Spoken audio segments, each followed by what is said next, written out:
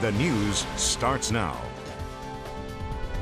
Hello, and thanks for joining us. I'm Mel Shaw. And I'm Roseanne Haven. First on 5, the Coast Guard has recovered what's left of the Dolphin helicopter that crashed into Mobile Bay. There are no bodies in the wreckage.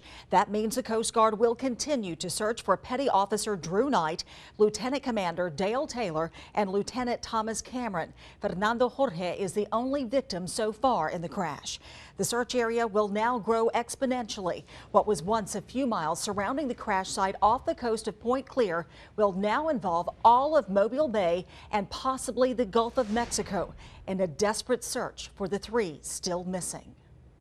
The Coast Guard pulled the fuselage off the floor of Mobile Bay around 4 this morning.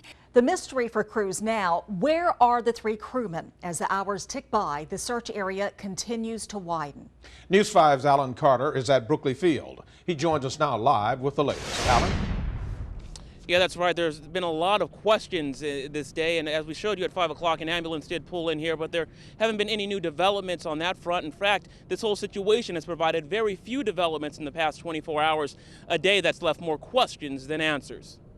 Some good news and some bad news coming out of Brookley Field. Reporting live at Brookley Field, Alan Carter, News 5. And thank you very much, Alan. Chaotic currents in Mobile Bay and the rest of the coast will make things difficult in this search and rescue effort. As News 5 meteorologist Jonathan Owens tells us, these currents have complicated searches in the past. He picks up our team coverage.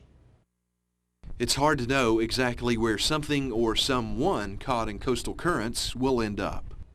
For the first time, we are seeing the actual helicopter that crashed in Mobile Bay. Video obtained by News 5 shows the helicopter in action. News 5's Jessica Taloni shows us the video that you will see only on News 5.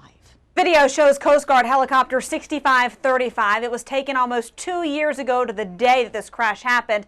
Reporting live in the newsroom, Jessica Taloni, News 5. Thank you, Jessica.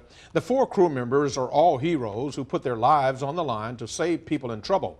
But there's much more to these men behind the uniform. News 5's Blake Brown continues our team coverage. Fernando Jorge, the rescue swimmer who died in Tuesday night's crash. The search for these men has not been on the backs of the Coast Guard alone. Volunteers from a search and rescue agency in Mobile are giving the Coast Guard a hand up too. For almost 48 hours, members of the Mobile County Sheriff's flotilla took to the water to help the Coast Guard. They're covering more of Mobile Bay in the search for the 3 missing crewmen. Flotilla volunteers have 5 boats and 4 divers in the water. They all have to be certified in their diving skills. They have to have a certification. These guys do drills all the time. We have some of the best qualified people in this flotilla. But again, what I was saying, the important thing is it's all volunteer. The Salvation Army is also helping the flotilla. They've been serving volunteers lunch and dinner for the past couple of days.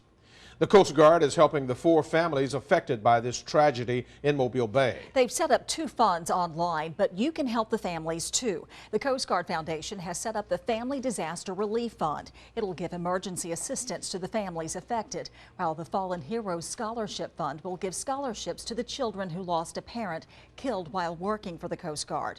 You can give a donation too. Just log on to coastguardfoundation.com. The Coast Guard is among the smallest of the uniformed military branches in the U.S. with a stellar safety record. A crash like this one is really a rare occurrence. But when it happens, it hits this small military community hard. News 5's Bill Riles talks with a former Coast Guard commander who says training is the key to survival.